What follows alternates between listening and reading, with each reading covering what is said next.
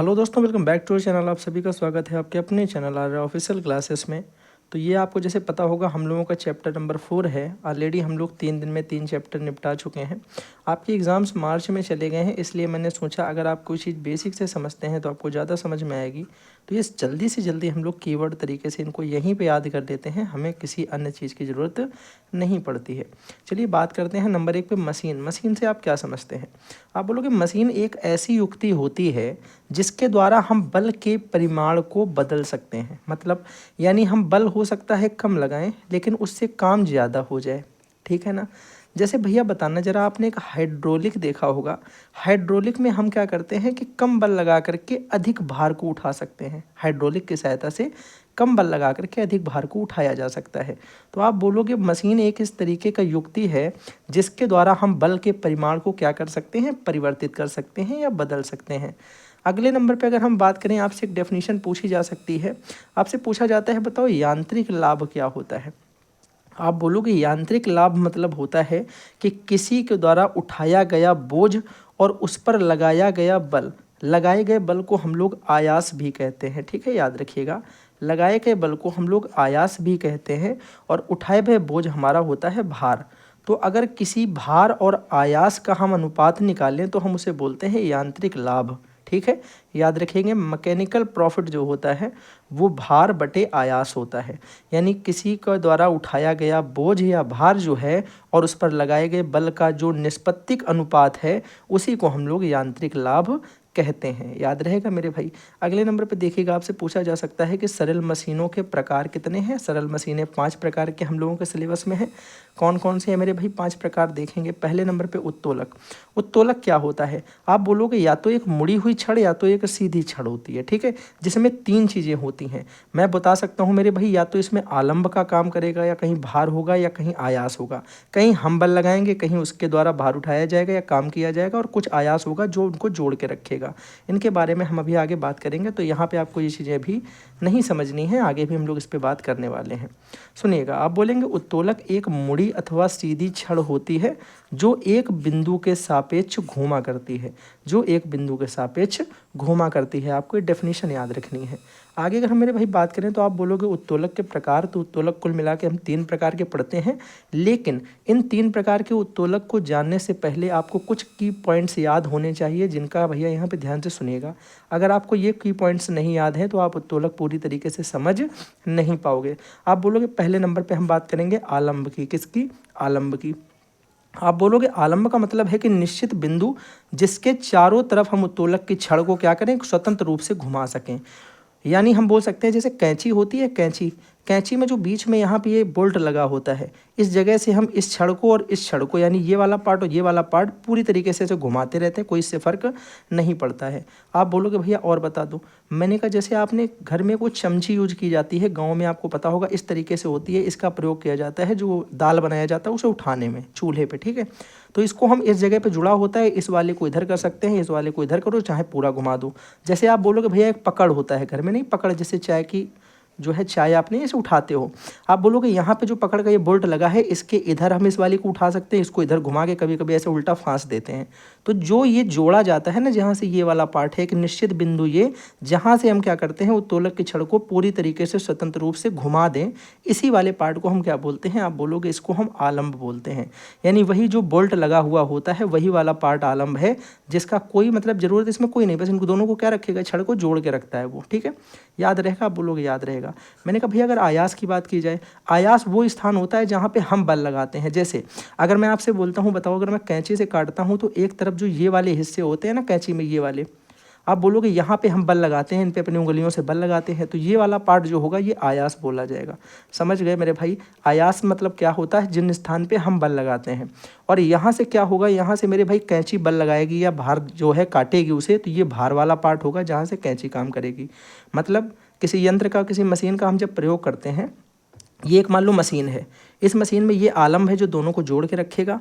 मैंने कहा अगर यहाँ भार लगाएंगे तो यहाँ पे यहाँ पे अगर हम बल लगाएंगे जिसे हम आयास बोलते हैं, तो यहाँ पे भार यानी काम होगा। तो मशीन द्वारा जो काम होगा वो भार होता है, जो हम जहाँ बल लगाते हैं वो आयास होता है। और दोनों को एक ऐसा निश्चित बिंदु जो दोनों को जोड़ के रखेगा वो क्या होगा, आलंब होगा। दिमाग में सेव हो जानी चाहिए ये बातें बिल्कुल सरल तरीके से।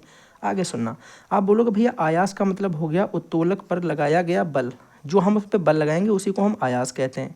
भार क्या होता है, उत्तोलक द्वारा जो उठाया गया बोझ होगा या उत्तोलक द्वारा किया गया जो कार्य है, जो उत्तोलक काम कर रहा है वही हम भैया भार बोलते हैं, उसे क्या बोलते हैं, भार बोलते हैं। ध्यान से सुनिएगा, तीन तरह के उत्तोलक होते हैं मेरे भाई, श्रेणियां होती हैं इनकी। एक होता है प्रथम श्रेणी का उत्तोलक, एक होता है द्वितीय श्रेणी का उत्तोलक, एक होता है तृतीय श्रेणी का उत्तोलक। अब सुनना जरा, प्रथम श्रेणी के उत्तोलक क्या होते हैं। आप बोलोगे भैया ऐसे उत्तोलक, ऐसे ये मान लो ये एक उत्तोलक है, तो ऐसे उत्तोलक जिनमें बीच में आलंब और उनके एक सिरे पर भार और दूसरे सिरे पर आयास होता है, इन प्रकार के उत्तोलकों को हम प्रथम श्रेणी का उत्तोलक कहते हैं। आप बोलोगे भैया ऐसे उत्तोलक जिनके मध्य में आलंब होता है, ये याद रखो मध्य में आलंब होना चाहिए, बाकी भार और आयास आप जो है आयास और भार ये इधर उधर हो जाएंगे, कोई दिक्कत उससे नहीं होने वाली है, ठीक है ना। आपको याद क्या रखना है, आपको याद रखना है कि इसके एक साइड आयास होता है, दूसरे साइड भार होता है, तो बीच में क्या होगा, आलंब। तो इम्पॉर्टेंट है बीच वाला, आलंब कहाँ होगा, बीच में होगा। अब मैंने कहा भैया अगर आप बता दो, एक ये कैंची बनी थी जो, इनमें इन दोनों को जोड़ के रखने वाला जो पार्ट है वो कहाँ पे है, बीच में है। आप बोलोगे इसका मतलब भैया ये क्या है, प्रथम श्रेणी का उत्तोलक। मैंने कहा भैया आपने एक तराजू देखी है, ये एक तराजू हो गई मान लो, ठीक है, मेरी ड्राइंग थोड़ी गंदी है, ये एक तराजू हो जाएगी मान लो भैया। आपको पता है इसमें बीचों बीच यहाँ पे ये दोनों को ज्वाइंट रखा जाता है, जहाँ से हमें पता चलता है ये एग्जैक्ट तौल रही है या नहीं तौल रही है। तो देखा जाए दोनों यहाँ पे बोल्ट द्वारा जुड़ी हुई हैं, इधर वाला पार्ट और इधर वाला पार्ट, तो ये बीचों बीच जुड़ा है, इसका मतलब आलंब कहाँ है, बीच में है। तो ये भी मेरे भाई प्रथम श्रेणी हो गया, ठीक है। आप हैंड पंप की बात करो, आप बोलोगे भैया हैंड पंप मेरे घर का जो है वो कुछ इस तरीके का होता है, इस तरीके का, ठीक है। बोलोगे भैया ऐसा होता है कि यहाँ पे एक ये लगा होता है, यहाँ पे बोल्ट के द्वारा ये जुड़ा होता है, जब हम इसको यहाँ से दबाते हैं तो यहाँ से वाटर आता है, यही तो भैया आपको पता है। आप बोलोगे बिल्कुल भैया यही बात हमें पता है। तो बताओ जरा, यहाँ पे हम क्या करते हैं, आयास करते हैं, यहाँ से हमें क्या मिलता है, भार, बीच में क्या होता है, आलंब। यहीं पे तो जुड़ा है ना दोनों ये पंप, यहीं से तो जुड़े होते हैं बोल्ट की सहायता से। तो बोलोगे इसका मतलब इसका भी आलंब कहाँ पे है, बीच में। तो जब आलंब बीच में होता है तो किस तरीके का उत्तोलक होता है, प्रथम श्रेणी का उत्तोलक। अगले नंबर पे हम बात करेंगे अपने द्वितीय श्रेणी के उत्तोलक की। इसमें भैया सिंपल सी बात है, भार को बीच में कर देना है, बाकी आपका आलंब और आयास ये इधर उधर हो सकते हैं। बात समझ में आ गई, हाँ या ना मेरे भाई, जल्दी से बताना, एक सेकंड रुकिएगा। मैंने आज एक काम करना भूल गया था मैं, अब वो मैंने कर दिया है, हो सकता था बीच में किसी की कॉल आ जाए, आपकी क्लास पूरी ख़राब हो जाती। चलिएगा, तो आप बोलेंगे भैया द्वितीय श्रेणी के उत्तोलक कौन से होते हैं, ऐसे उत्तोलक जिनमें भार बीच में होता है, मतलब जो यंत्र द्वारा काम किया जाएगा वो बीच से होगा। मैंने कहा भैया जरा एक एग्जाम्पल बताओ। आप बोलोगे भाई एक बात सुनो, हमने वो देखा है, जैसे सरौता, कुछ लोगों को नहीं पता होगा क्या होता है। सरौता इस तरीके का होता है, जैसे ये है और इसके ऊपर ये होता है, ठीक है ना, ये, और यहाँ पे ये होता है ब्लेड, ये एक पैनी ब्लेड होती है। हम इसको उठाते हैं, यहाँ पे सुपारी रखते हैं, फिर इसको दबा के सुपारी काटते हैं। तो सुपारी को काटने वाला होता है सरौता, जो होता है वो सुपारी को काटने का एक यंत्र होता है, यानी काटने के लिए एक मशीन है जिसे हम बोलते हैं सरौता। तो एक बात सुनो, ये दोनों यहाँ पे जुड़े होते हैं एक दूसरे से, तो ये क्या हो गया, बोलोगे भैया ये तो आलंब हो गया, क्योंकि जहाँ दोनों जुड़े हैं वो तो आलंब पार्ट होता है। हम बल कहाँ लगाएंगे, हम बल यहाँ पे लगाते हैं, इसको दबाते हैं, लेकिन दरअसल ये यंत्र काम कहाँ से कर रहा है, ये काम कर रहा है बीचों बीच से। तो जहाँ से ये यंत्र काम करता है उसी भाग को हम बोलते हैं भार। तो इसमें भार कहाँ पे आया, बीच में आया। मैंने कहा भैया जैसे तुम ट्राली की बात करोगे, ट्राली की, आप बोलोगे भैया देखो ट्राली का हिस्सा यहाँ पे ट्रैक्टर से जुड़ा होता है, और हम लोग पूरा का पूरा आइटम जो भरते हैं उसमें वो बीच में भरते हैं ना, इस पहिए के ऊपर। तो ये पहिया इन दोनों को संभाल के रखता है, तो बीच में भार हो गया, और ये मेरे भाई क्या हो जाएगा, आप बोलोगे ये यहाँ पे आलंब हो जाएगा, जहाँ से ये ट्रैक्टर में जुड़ा होगा। तो आलंब यहाँ हो गया, भार बीच में हो गया। जैसे मेरे समझ में आया भार बीच में है, इसका मतलब भैया भार अगर बीच में हो गया तो ये मेरा कौन सा हो जाएगा, द्वितीय श्रेणी का उत्तोलक हो जाएगा, क्योंकि भार बीच में किस में होता है, द्वितीय श्रेणी में। मैंने कहा नींबू का रस निकालने वाली मशीन, आप बोलोगे भैया यहाँ पे जुड़ी होती है, दोनों आलंब हो गया। उसके बाद ऐसी मशीन होती है बीच में, यहाँ से हम दबाते हैं, दबाते यहाँ पे हैं, नींबू यहाँ से निचोड़ा जाएगा और दोनों जुड़े यहाँ से होते हैं, तो आलंब ये हो गया। भार कहाँ आ गया, बीच में, और ये क्या हो गया भैया, साइड में किनारे पे। आप बोलोगे जो किनारा है यहाँ पे हम ताकत लगाएंगे, अपना बल लगाएंगे, ये पार्ट हो जाएगा आयास। आयास यहाँ पे है। आपको देखना है कि काम कहाँ से हो रहा, काम हो रहा है बीच से, नींबू यहाँ से निचोड़ेगा तो बीच में भार है, भार बीच में है मतलब द्वितीय श्रेणी का उत्तोलक है। इससे ज़्यादा आपको कुछ नहीं देखना कि आलंब कहाँ है, आयास कहाँ है, कोई मतलब नहीं, भार बीच में है ना, बात खत्म हो गई। मैंने कहा तृतीय श्रेणी के उत्तोलक की अगर हम मेरे भाई बात करते हैं, बड़े ध्यान से सुनना। तृतीय श्रेणी के उत्तोलक में आप बोलोगे भैया फर्स्ट श्रेणी के उत्तोलक में आलंब जो था वो बीच में था, प्रथम श्रेणी में आलंब जो था वो बीच में था, द्वितीय श्रेणी में भैया जो भार था वो बीच में था, तो बचा क्या भैया तृतीय श्रेणी में अब एक चीज़ केवल बीच में होनी बची है, वो है आयास। तो बस भैया यही याद रखो कि तीसरे श्रेणी में आयास जो है वो कहाँ होगा, बीच में, और बाकी एक साइड आलंब होगा और एक साइड भार होगा। जल्दी से बताओ यहाँ तक की बात सबको समझ में आ गई? आप लोग बोलोगे भैया समझ में तो आ गई है, लेकिन इसका जरा एग्जाम्पल से समझा दो तो ज़्यादा बेटर तरीके से समझ में आ जाएगी, हाँ या ना, जल्दी से बोलिएगा। आप बोलोगे बिल्कुल सही बात है। मैंने कहा सुनो, अगर तुम चिमटा की बात करो, किसकी बात कर रहे हैं, चिमटा की, ध्यान से सुनना। आप बोलोगे भैया हमने चिमटा कैसे पकड़ते हैं, ये एक चिमटा हो गया मान लो, ये दोनों चिमटे के हिस्से जुड़े कहाँ से होते हैं, यहाँ से, जहाँ से दोनों जुड़े हैं ये क्या हो गया, आलंब। बहुत ध्यान से समझना, समझ में आएगी बात, ठीक है। अब आप बताओ चिमटा आप दबाते कहाँ से हो, जब कुछ गरम गरम उठाते हो क्या यहाँ पे दबाते हो, क्या यहाँ से दबाते हो, नहीं, यहाँ से तो भैया चिमटा से कुछ उठाया जाता है, मतलब चिमटा का जो काम है वो यहाँ से होगा, आगे वाले हिस्से से। तो ये हमने कहा चिमटा का भार हो गया, बचा क्या। अब बताओ जरा ताकत कहाँ लगाओगे, ताकत हम लोग भैया यहाँ पे लगाते हैं, चिमटा यहाँ से दबाते हैं, ये क्या है बीच का भाग, ये क्या हो गया, आयास हो गया, क्योंकि जो बीच का भाग है उसे हम क्या बोलते हैं, अब बोलोगे उसे हम बोलते हैं आयास। तो जहाँ हम ताकत लगा रहे हैं वो आयास हो गया। उसके बाद ये मेरे भाई क्या हिस्सा हो गया, आलंब हो गया।